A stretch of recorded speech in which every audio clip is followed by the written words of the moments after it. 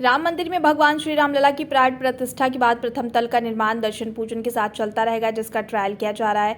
इस बीच श्री राम जन्मभूमि मंदिर अब आकार लेने लगा है, जहां भूतल का निर्माण अक्टूबर तक पूरा कर लिया जाएगा। वहीं गर्भगृह में स्थापित होने वाले रामलला की मूर्ति को तराशने का कार्य भी शुरू हो गया है।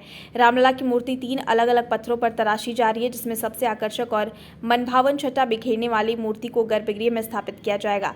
श्री राम जन्मभूमि तीर्थ क्षेत्र ट्रस्ट के महासचिव चंपत राय ने राम मंदिर निर्माण समिति की 2 दिवसीय बैठक के बाद बताया कि भगवान राम के 5 वर्षीय बाल स्वरूप की मूर्ति कर्नाटक से आए तो पत्थरों और राजस्थान के मकराना से आए एक अन्य पत्थर पर तराशे जा रहे हैं। उन्होंने जानकारी दी कि भूतल पर रामलला की मूर्ति स्थापना के बाद भव्य आयोजन के साथ प्राण प्रतिष्ठा कार्यक्रम संपन्न किया जाएगा।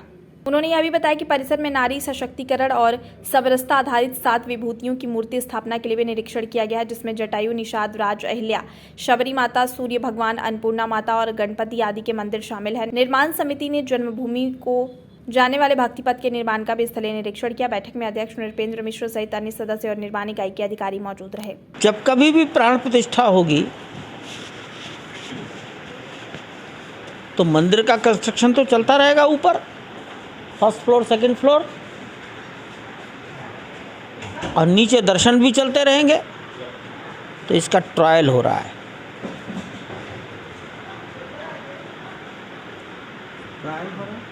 किधर से प्रवेश करना, ताकि ऊपर भी काम चलता रहे, नीचे दर्शन भी चलते रहें।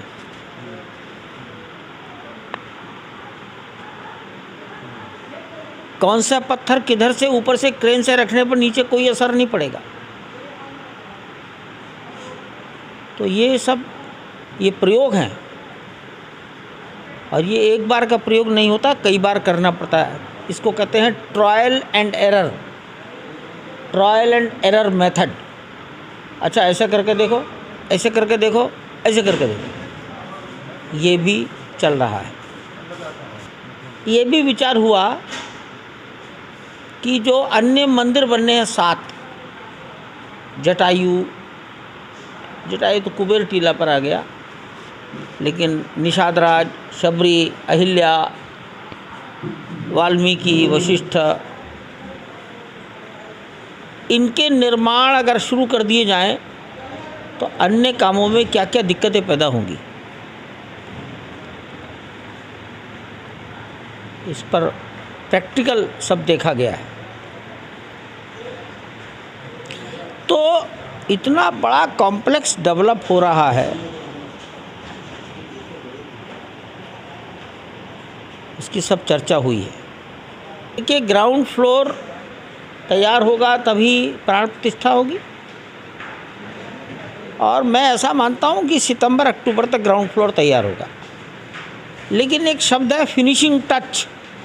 अब हम यहाँ रहने आ गए तो अब झाड़ू लग रही है, गद्दे बिछ रहे हैं, इसका नाम है फिनिशिंग टच। इसी को हमने कहा है दिसंबर, लेकिन ये कार्य शायद हो जाएगा, समय से पहले हो जाएगा। और मैंने ये भी बताया कि ये अध्ययन किया जा रहा है कि ऊपर का निर्माण भी चलता रहेगा, नीचे दर्शन भी चलते रहेंगे। इसका तालमेल कैसे बनेगा, ताकि सुरक्षा सुनिश्चित हो। मैंने पहले बताया है 5 वर्ष के बालक का स्वरूप है। प्रतिमा पैर से ललाट तक 51 इंच है। अब ललाट के ऊपर ये पैरों के नीचे कमल, उसके नीचे आसन, सब हाइट चल रही है।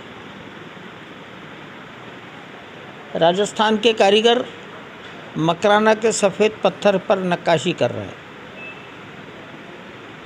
कर्नाटक के एक मूर्तिकार अपनी पसंद का पत्थर कर्नाटक से लेकर आए हैं, जिसको कृष्ण शिला कहा जाएगा।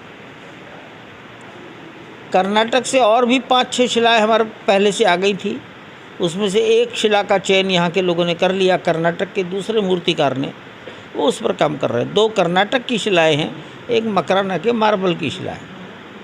तांबा 2 पत्थरों को इकट्ठा रखने के लिए तांबे का इस्तेमाल हो रहा है।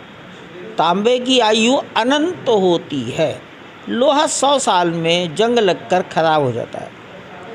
लोहा सब कुछ बिगाड़ देता है। तांबा 1000 साल तक भी जो का त्यों रहेगा। ताम्रपत्र, ताम्र के पत्ती पर लिख दिया, ज़मीन में गाड़ दिया, 1000-2000 साल तक सुरक्षित पड़ा रहता है। इसलिए तांबे का इस्तेमाल पत्थरों को आपस में जोड़ने के लिए किया जा रहा है, ताकि कोई भूकंप आए तो पत्थर आपस में हिलेंगे नहीं। ये इसका हेतु है कि शालीनता बनी रहे लाइटिंग में, उसे म्यूज़ियम न बना दिया जाए, आंखें चकाचौंध ना हो, लेकिन उससे मंदिर की गरिमा बढ़े।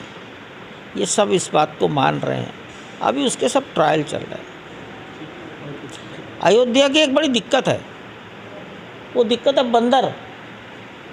फसाड लाइट होगी तो तार भी होगा। कौन सा प्रबंध करें ताकि बंदर भी उसे नष्ट न करे, इस पर सब दुविधा में पड़े हैं।